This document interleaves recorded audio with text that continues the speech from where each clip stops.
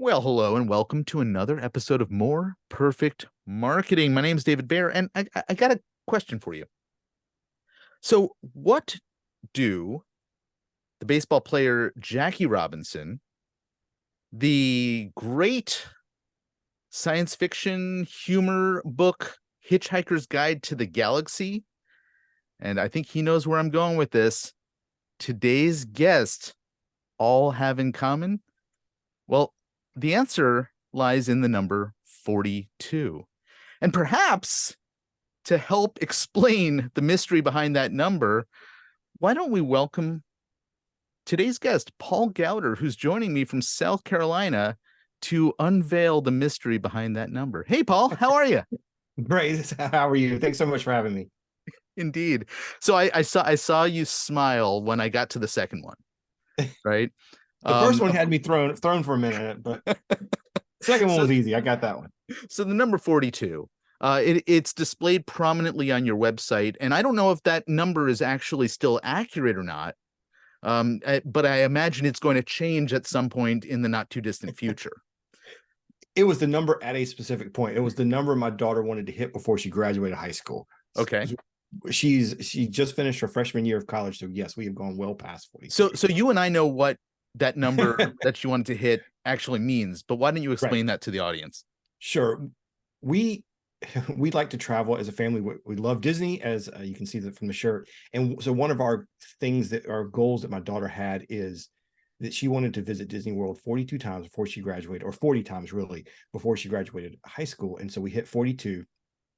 And what I like to tell people about that number and why that was important for us is I built my business as a side business. Is something I did, at nights and weekends and on my lunch breaks and stuff like that. And at some point when it did start becoming more work and more of something we had to dedicate time and resources to, we had, as a family, we kind of had to decide, why are we doing this? Especially in the early days when we weren't making much money, what are we trying to get out of this? And for us, we prioritized travel and building experiences as a family. And one of those was Disney World. I love that, and I love that you figured out a way to prioritize those things. These days you're doing a couple things. You're probably doing a lot more than a couple things, but we're going to just focus on two. And you've been running this online business we're going to be talking about for 2.5 decades now. Is that correct? Okay. Yes. You also have been using all of the knowledge that you've developed over that time to help other businesses implement some of the things that you've figured out how to implement for that business. And prominently on your website, you talk about the fact that you have been to Disney 42 times, and I love the fact that you then tie that into the idea of how the work that you do as a guide, a consultant, helping a business with revenue growth through certain marketing activities, how that connects to having the life that you want. Because so very few marketers invest the time to talk about what the business is as a vehicle for giving the owner the life that they're after. Right. Right. And for me and for our family, there were days early on and still, this week where, you're challenged. You don't want to do it. You're not focused and you got to push through, and knowing your why is what can continue to drive you. And that's where you have to go back, and without that why, sometimes some of these days are really, really tough. Yeah. Let's use that why to talk about business number one, because I don't know the story behind the website powwows.com. Right. You have a Native American heritage, and part of your story is the travel from one to another of these powwows, these events that have been celebrated, all across the country. And you've developed a platform and an entire business out of that. So why don't you sort of walk us through that story? Sure. So I started powwows.com not as a business. I'd never intended for this to be a business. This was back, I was in grad school at the University of South Carolina. And I started playing around with this whole HTML thing and building websites. It was just, I was always into computers, always, computer games and doing things on, my old Apple IIe and stuff like that. So as a kid. And so I was tinkering with this whole webpage thing, and I built two, I built a lot of little web pages, but I kind of built two websites. And one was about Star Wars toy collecting, which you can still see the Mandalorian back there. And so I built it all about vintage Star Wars toys from the 80s. And also at the time, I just kind of digging into my family heritage, finding that my family was a descendant from Cherokee tribe in Georgia, finding out more about that. I found some friends that took me around to powwows and started teaching me, helping me make my outfits and teaching me how to dance. And as I was learning that, it was just a way that as I learned and kind of explored this new world that I was finding, I just wrote about it and put it on these web pages. Well, fast forward a few weeks, and really it was in a matter of just a few weeks, the powwow side really started taking off, and people started coming to the website, and then they started asking questions, and they wanted to engage with each other. They wanted to engage with me, and it just took off from there. And we added early on, we added a community aspect to it. The old days of forums and vBulletin and that kind of stuff, if you were around back then, we did that, and that was really, and has always been the kind of the cornerstone of what we do, is having that community and letting people have that sense of belonging, sharing that, whether they were Native American or not, having that shared idea of learning more about the Native American culture through powwows and all kinds of other events we were doing. And from there, just continue to grow. Yeah, it's kind of interesting. You had these two different projects, and one took off, and one could have, right? But yes, I think it's very telling that you had one which was probably a very broad topic in terms of the range of people who would have some interest in it. And then you had one that was very specifically tied to information, outcome, and you said community that you built on the site, but it's actually around community in real life too. And so right. what I think you likely tapped into unknowingly at the time, but I know that you've discovered it since, is people will want to connect in person, have an experience together, and want to continue to connect to that experience, anticipate the next one in a virtual way that the internet allows us to. And you were right there at the right time with a very smartly purchased domain name to be able to leverage that and help people expand that experience that they had in real life. Right. And powwows I encourage everybody to go to one. There's one near you if you're in the United States or Canada. They're all over the country. You can go to our website and find one close to you. You need to go to it. And it is, they're like festivals in these small towns. If here in the South, we have a festival for everything. And it's like that, where it's this community that gets together, and whether you're participating as a dancer or singer, or whether you're just there as a spectator, there's a sense of, being a part of something bigger. And there are moments in the powwow where you kind of feel that togetherness. And as you leave that event, people wanted to share that experience. And also people were, just learning this whole internet thing. And so people wanted to share, whether it was, if they were a bead worker, they had questions, they wanted to talk to other bead workers, or, those kind of things. If they were singers, they wanted to share their songs and teach each other things. And all of that was so new. It was a fun time, in those early days. It was so much fun of finding this new technology and finding out new ways for us to connect. That was a really cool part of it. I love that. So I went onto the website when you first scheduled our conversation together, and poked around. And one of the things that I noticed as I was searching the events that were near me, I'm in the Northwest part of the US, and Right. and I love the fact that you have both Native American and First Nation stuff listed out there. Yes. So I start going through the process of searching, finding events, and lo and behold, what happens at some point during my journey, but I'm offered the opportunity to get a powwow calendar book. How do I Yes. get it? All I have to do is enter my name and email address. That wasn't part of the original plan, right? But at some No. point, these forums that you had turned into something very different. Why don't you talk us through sort of how this all came about and how you Sure. started to decide to build a list and a broader audience?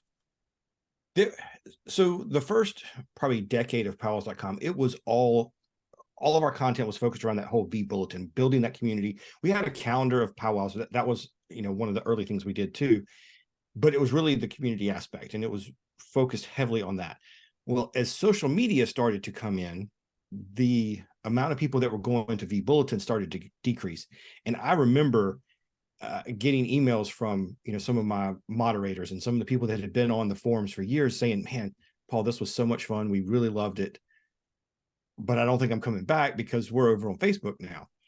And so that was a hard transition. That was when we really had to figure out again, why are we doing this? Do we want to continue doing this?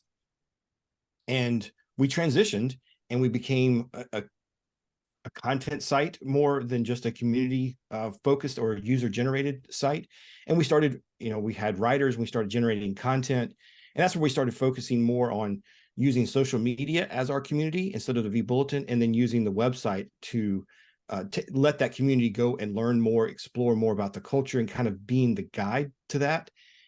For me, in seeing that transition and kind of losing that V Bulletin control and not having, that in not only the content, but the people's information, not being able to control that when we went to social media, that always did not sit right with me. So from the early day, when we made that transition, one of the first things we did is I'm starting to learn kind of how to do this differently from that V Bulletin forum world is email.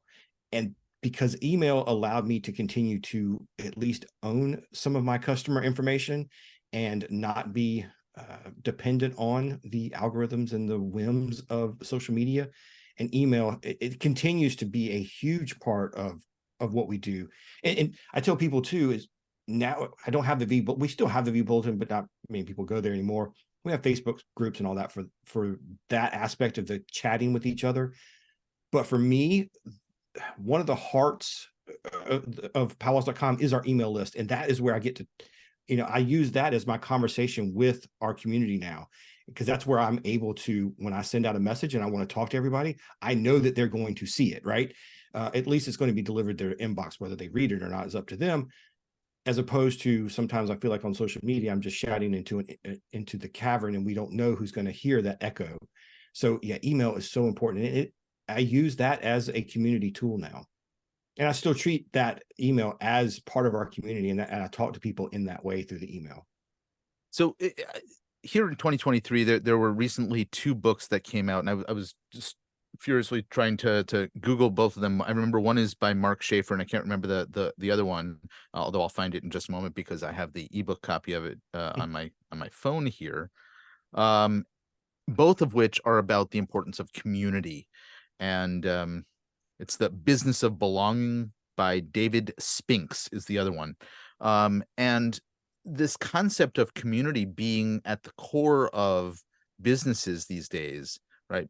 As we've been trained as a society through social media and participation in interaction through email, Right. it's a huge part of the opportunity that many businesses have access to, but not necessarily something that businesses take advantage of. And so you've watched this transition, you've participated in a transition from the forum to the email list to participating in managing social media based groups, and now you're taking a lot of what you've learned and you're working with other businesses to try to help understand how they can leverage these things as well. And so I want to get deeper into some of the lessons that you've learned, and perhaps you can talk a little bit about lessons learned and how you're helping apply that to other businesses these days. And I'll tell you, as you're talking about that, and businesses have all these tools available, and that's one of the things I see a lot of people failing with is they start a Facebook group because you're supposed to have a Facebook group. So they start one. You're supposed to have an email list so that people have those. Having those and using them effectively for your building your community in that sense of belonging are two different things. So let's talk about email. In my email, I do things like I ask questions. And it's a conversation. I have, for example, I have an email I send out every week, and it's kind of, here's the articles we wrote this week, and you should go read them. And here they are listed down below. But the beginning of that email is a conversation that I'm having with the reader, and I'm telling them. Sometimes I'll tell them what I did this week, about maybe our recent trip to Disney World, or a cruise we just went on, or something like that, or the powwow I just went to, whatever. I talk a little bit about that, and then I'll tell them a couple of things that are going on powwows.com. But that is the way I view email as that community tool. I'm talking directly to people, and I made the same mistake too when I first started doing email, is thinking that email was just a transactional thing and just a way to send people something that you wanted them to click on. It was a big transition for me. This is maybe 4 years ago, where I went from, and I kind of, the way I describe it, I used to have the Best Buy sales paper ads or newsletters. And so when you got my newsletter, it was this highly formatted, high graphic quality. They look beautiful. And that's kind of looked like a Sunday sales paper, right? And I transitioned to that, to more text-based, and then having conversation in the email instead of just blasting stuff at you. And from there, not only have my numbers grown, back when I was doing the blasting in your face, I had 20 or 30,000 subscribers. Now I'm up over 100,000, and having 30 and 40% open rates on my email sends. It's a totally different way of looking at stuff. And you have to do that with all these tools we have. You can't just throw things out there and expect them to work. You have to, in everything you do, you have to think community. And how do you engage your community? How do you create that sense of belonging? How do you make that person feel like they're part of the bigger group? Yeah, I want to take a diversion to a different place for just a moment, because you brought up an interesting point, and it reminded me. So years ago, maybe 7 or 8 years ago, I was at a digital marketing conference, and I was chatting with a guy who at the time was with one of the, sort of mid-level email marketing platforms. I don't remember if it wasn't MailChimp or Constant Contact. It was like Emma or one of those. Right. And we were chatting before, and then he got up on stage and he did his presentation. And the presentation was all about design and structure and look of the emails. But what he had learned from me, what we had talked about, was I, at that time, was doing 100% text. And he thought that was the silliest thing in the world because it wasn't engaging. And I said to him, I do it because of deliverability, that Right. it's getting into the inbox with more of my very few subscribers. And of course, he was dealing with, hundreds of thousands or millions of subscribers with the types of things that he was talking about. But there's a lot of nuance to all of these topics. And Sure. I Yes. wanted to bring that to the forefront for a moment, because in addition to just the storytelling aspect of it, people aren't going to necessarily even see the story if the email doesn't get to the right place. Right. Right. And that's another part of, if you treat this as a community tool and you're engaging, that deliverability is going to go up because people are actually opening and clicking and interacting with it. And that's the other part too, is I see a lot of people make this mistake too, is if you send an email and you get people that respond and write back to you, you have to answer them. You can't just let that sit. And that's hard for me. I get a lot of them, and sometimes I'm not as good with it too, but you've got to respond to them. It is a community, it's a conversation, and they're writing you looking for you to engage. And so you can't just throw them out there and not ever follow up with them too. I have a quick story about that, because 2 of my clients have come out of my email list. I have an email list that speaks about sort of general business and ideas, and I don't actually sell very much to that list. I don't have anything to sell to that list because Right. I'm in a completely different business. But I have a lot of marketers on my email list because they're listening to my anecdotes about marketing. And one story I was telling was I took a family trip. You're not the only one who travels, Paul, to London. And I was talking about some of the ads that I saw on the tube, and why I thought some were effective and some were not, based on the context of where they appeared. Well, I got that email off, and I came home from a trip and I got a response from this guy in the UK who was like, "Oh, I've been on your list for 3 years. I'm so sorry I missed you, but when you came to London, but I'm so excited that you wrote about this. Could we have a call? Would you be willing?" And that turned into a great relationship, and now I'm working with him, right? So you never Yes. know where these things lead. Yesterday, my email that I sent out this week, somebody responded with, a couple of questions, and I tell stories in a similar fashion to you, Right. with a bottom line, with a point at the end of the email, guiding and I think you'll agree that stories probably help that point resonate a lot more than if you were to just deliver it in facts anyway. Yes. Yes. Okay. So Yeah. So I'm sorry. I keep pulling away from the storyline that you were going on, but you've started to help businesses at this point embrace some of these ideas. And while most of them, I'm going to guess, are not sitting on 100,000 people on their lists, there's still going to be a huge impact, even if they have a list of several hundred or several thousands of people. Right. Talk a Right. little bit about some of the types of things that you've encountered as you've started working with others. So I'm part of I guess a group that we kind of work together, um, and I offered them, this group, just some free consulting because I wanted to kind of refine my ideas about email marketing. And so I said, hey, I want to offer you guys, I'll look at your website, I'll look at your email, and I'll give you my recommendations, and then let me know if they work. And one of the things that was surprising to me is, as I'm like 5 or 8 people into this, they all have email lists. And they all felt like they were not growing. And as we look at their website, sometimes it's simple things. This isn't, you don't have to go to the far end of the spectrum and make this complicated. It was as simple as these first 5 or 8 people didn't have an email subscribe box on their front page.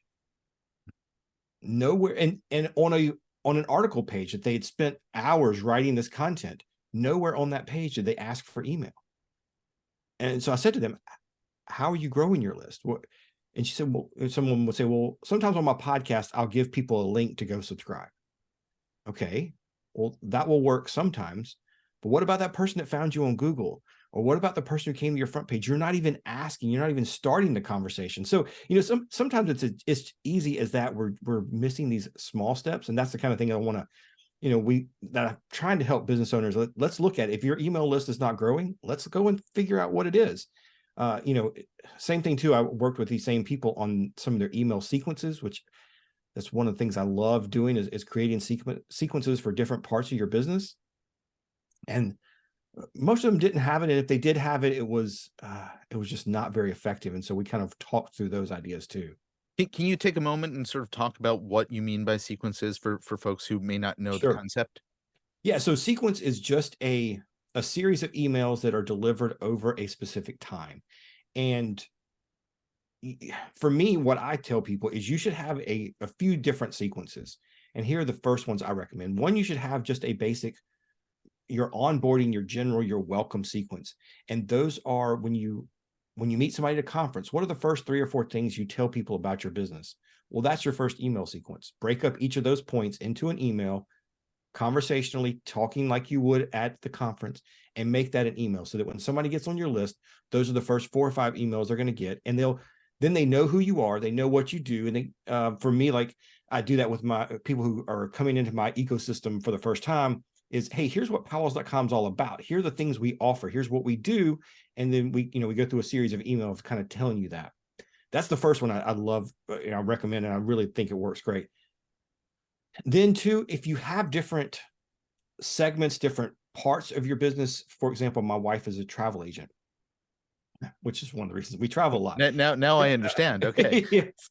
And again, that was let's go ahead and go into the travel agent business to help afford our travel. But so if you think about travel agents, you have people that like cruises, you have people that like maybe all inclusives, you have people that like going to Disney World. Well, each time you talk to a client about Disney World, there's 10 things you've got to tell those people. Well, that's an email sequence, right? If you're going to tell every client that you sell Disney World to the same 10 things, then build an email sequence. And that way everybody gets the same information consistently. Another one, and here's one of my things I love telling people, my little secret sauce. This drives more traffic and does better on my email advertising than any other newsletter I send.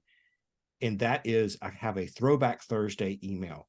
And all that is I go and actually hired a VA to write most of this. And then I put my personal touch on top of it. And it is every Thursday, we go back into our archives and say, hey, look, here's an article that you may have missed because we have so many articles. You might not have seen this. Here's an interesting one. Here's why you might like to read it. And here's the link to it. That thing drives so much traffic, and it's so simple. If you have more than 10 or 15 blog posts, you need to go ahead and write a sequence to help people get to that back content, because otherwise these new people you're onboarding into your email list might not ever see it. Embedded in there, and you kind of glossed over this, but I want to pull this back out. Sure. You used the phrase email advertising. Yes. Talk a little bit about this concept, because it sounds like folks are thinking about the concept of ads. I went to the site and I see ads down at the bottom and on the side, but you're talking about the concept of using an email as an ad to the subscribers to get them to see something and take action on it. Yes. And so for powwows.com, our main source of revenue is advertising the banners, but the banners on our website. So our end goal in our email is to get people from the email back to the website. So while I tell people, community is a big part of email, the end result is I want people to click on a link and go to the website. So when we put things in our email lists, whether it's that Throwback Thursday or a broadcast we're sending out, the end result, we want people to click on that. So we're writing these emails thinking about, hey, like the Throwback Thursday. Here's an article, like for this week, here's an article that happened. The Supreme Court just made a ruling that impacted tribal sovereignty. Mm-hmm. You want to go read that because it's really important for your tribe and for what's going on in Indian country right now. You want to go read that. Click here to get the full story. Trying not to be, of course, clickbaity or whatever. Again, this is a conversational kind of thing, but that's the end result. I'm using email as kind of an ad for the website, because for us, that's the end goal. We've got to get those views on our banners. I wanted to bring that to the forefront for a moment, because it's not a common concept for most people to think about, that email drives traffic, right? Yes. The idea is, okay, I got to drive traffic to get people on the email list, but I don't necessarily think about the email list as, or the emails that I'm sending as driving traffic somewhere. And I think the frame that you put around that can help any business understand the opportunity that they have with email, and that investment, even if it's a financial investment of getting people onto the list in the first place, can pay off hugely if you plan all of this out correctly. Yeah, and I've shared on some of my social media before, how when I go in, I use Mediavine as our main advertiser, and there's Thursdays or Fridays, when we're looking at yesterday's statistics, you'll see these big jumps in our ad revenue, and it's because of that email. It is directly correlating, and you can see the results of good emails because it does drive so much traffic. And same thing as if we're having a special event, like we live stream powwows about 10 or 15 times a year. So when we do those, we use our email to make sure that everybody goes and watches our live stream. And you can see when we send out an email, you can see the surge in viewers on the live stream. And that's one of the ways we make sure our community knows what's going on. It is definitely a way to drive traffic. Yeah. And again, we also use it for driving traffic to, things we're selling, or, our merch and that kind of stuff too. That's a secondary thing, but it does work. And that's the number one way we sell our merch, is through email. And obviously the way that you're describing it fits beautifully in your business model, and there's permutations or variations on the theme for almost any business model out there. So don't get locked into, just the way that you use it. Exactly. Or is my advice to our listeners at the very least. we're nearly at the end, and I want to make sure that you have a chance to talk a little bit about sort of where the work that you're doing with other businesses has headed after that sort of the trial run that you were describing, Sure. and what the services are that you're offering others at this point. Sure. Thanks. And you go back what you said, you can't, I'm saying I use email to drive traffic. And that's what, when I'm working with email clients is what is your end result? Is your end result to sell a coaching consult? Is your end result to get somebody to join your mastermind group or whatever it is? Okay. If that's the end result, then we still have to do these basic things I was talking about. We have to treat email as a conversation. We have to build the community feeling in the email. Once you do those things, then you can worry about what your end goal is. And that, from those consultations I've done, and I've spoken at a few conferences, that's what I'm really enjoying. And that's kind of what I like to do. So some of the things I'm offering now as a business coach is helping people, whether it's build up your email list.